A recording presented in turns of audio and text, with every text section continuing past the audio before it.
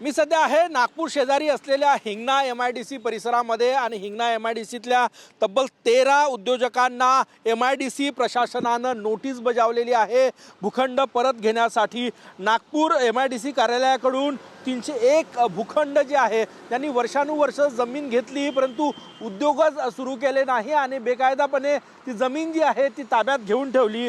त्यांना नोटीस बजावण्यात आलेली आहे आणि MIDC कडून तब्बल 411 एकर जमीन जी आहे ती परत घेतली जाणार आहे। ज्यांनी उद्योग सुरू केले नाही त्यामध्ये नागपूर जिल्ह्यातील बुट्टीबोरी MIDCतील 5 भूखंडधारक आहे, तर त्या नागपूर शेजारी असलेल्या हिंगणा MIDCतील 13 उद्योजकांना नोटीस बजावण्यात आलेली आहे। तब्बल 411 एकर जमीन जी आहे ती परत घेतली जाणार आहे MIDC कडून आणि ही जमीन आता सरकार दरबारी जमा होणार आहे।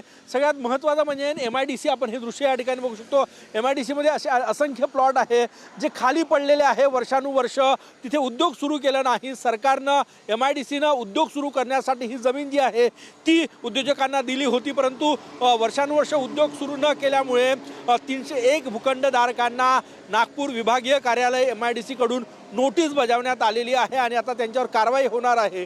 ती जमीनही परत घेतली जाणार आहे। कॅमेरामॅन सचिन सयामसह गजानन उमाटे, TV9 मराठी, नागपूर।